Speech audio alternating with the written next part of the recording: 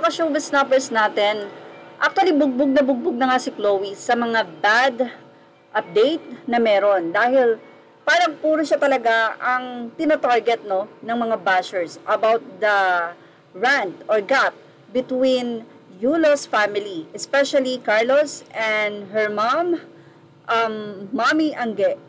Parang nagsimula kasi ang lahat sa paghawak ng bank account ni Mommy Angge dahil syempre bata pa si Carlos, so siya talaga ang maghahawak. Until habang tumatanda o nagkakaroon ng isip itong si Carlos, syempre nagkakaroon na rin siya ng sariling desisyon, yun yung mahirap tanggapin para kay Mommy Angge. Yung ganun ba na nasanay siya na may desisyon siya sa pera ni Carlos, and dumating yung panahon na may isip na si Carlos, kaya niya nang hawakan ng sarili niyang pera, and dumating si Chloe sa puso nito, at sabi nga natin, ang 90% ng panahon nitong si Carlos ay napunta kay Chloe, and maaaring 10% na lang sa pamilya. So paninibog ho, selos, and at the same time, siguro yung pag-a-adjust na wala na sa kanya yung bank account. Pinanood kasi natin yung nasabi nga pong statement ni Carlos Yulo. Pero ganun pa man, narito ang sinabi ng isang random replay Facebook page. Say niya, masakit sa nanay na mapagbintangang nagnakaw o nagwaldas ng pera. The truth is, Kaloy's mom was able to safekeep 11 million of his winnings. It started with 6M and balcon to 11 million which Kaloy's was able to withdraw to the last centavo. It's escaped most people's attention and just pick on the 70,000 plus incentive. Hindi ko lang magets sa halagang 70,000 plus na hindi daw nasabi ng nanay niya na natanggap na ipapahiya mo ang nanay mo sa publiko. Kaya tuloy iniisip ng iba na winaldas ang pera niya. Kung ako yon, bibigyan ko pa ang nanay ko ng 6 million bilang pasalamat sa pagod, hirap at tiyaga sa pag-aalaga sa akin. Pero iba si Kaloy, nabulag ng pag-ibig. Bata pa naman siya, may time pa para magbago.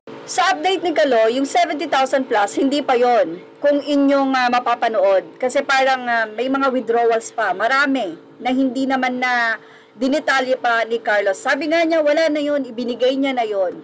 Ang sa kanya lang is talagang nagka-problema sila between kay Chloe na talagang yung time and yung love and yung sinasabi nga natin, yung nasanay si nanay, Angge, na siya yung nagwi-withdraw, siya yung nakakatanggap ng mga allowances nitong si Carlos, na ngayon nga ay, syempre, meron ng Chloe at tila nagli-live na yung dalawa, so parang wedding na lang talaga yung kulang sa kanila para matawag silang husband and wife.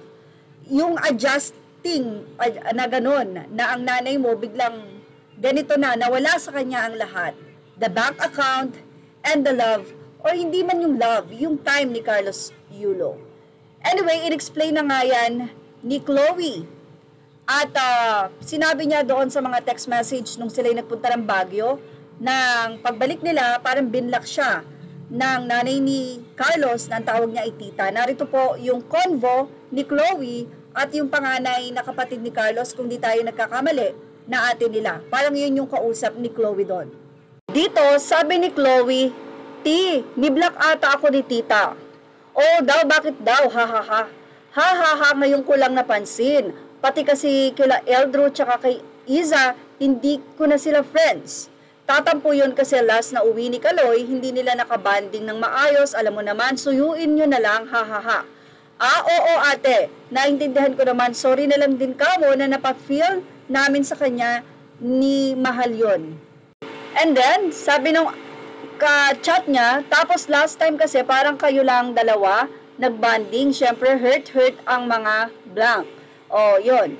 O, feeling ko naman, trinry naman namin i-include sila Iza and Eldro as much as we can. Hindi pala, sorry din kila Eldro and Iza na yun yung na-feel nila.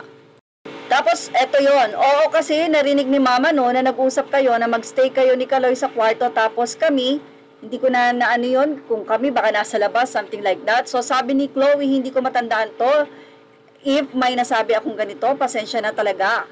So, patuloy nga ng nasabing kwento. Ako, personally, I think I tried my hardest makihalubilo sa inyo, te. Kasi syempre, first time ko kayong makasama and makilala. I felt na palagi ko namang ina-acknowledge sila tita, Eldro and Iza. So, di ko lang din alam yung mafe-feel ko kasi alam ko sa sarili ko na nag-try talaga ako na makibanding sa inyo the best I could. Request pa ni Chloe na sana pabayaan sana kami sa desisyon namin and i-guide kami kung may mali naman talaga. Open kami doon ni Kaloy. Say pa niya, sana ayos na talaga, totoo na, bukal sa puso. So, ayan, may proof si Chloe na talagang ginagawa niya yung best niya to win the heart of Mami Angge Yulo. Well, narito naman ang request ng isang netizen. Anikin Dayaw, Dear Kaloy, pakasalan mo GF mo sa Australia and please represent Australia sa mga susunod na events. Grabe, kabaluktot ang mga pag-iisip ng Pinoy. Ikaw ang victim pero parang ikaw pa ang ginagawang masama. Yung totoong nakagawa ng masama at kasalanan, yun ang kinakapihan nila. Hindi mo deserve ang ganitong bansa. Sana mabasa mo, pakasalan mo GF mo, dun kayo sa Australia, then represent mo ang Australia at the Philippines anymore. Doon for sure, i-celebrate ka, pahalagahan ka, hindi ka i-issue from one of your fans nung nagsisimula ka pa lang. For fairness naman, say naman ni Brielle Ben, honor and respect the first o her first bago ang nanay sa anak. Ang pagsiselos ng nanay sa GF ng anak ay normal lang na nararamdaman ng isang nanay kasi ang anak ang unang minahal ng nanay. At yan ang ating Showbiz Now update. Images are all credit to the rightful owners. Thank you for watching Showbiz Now.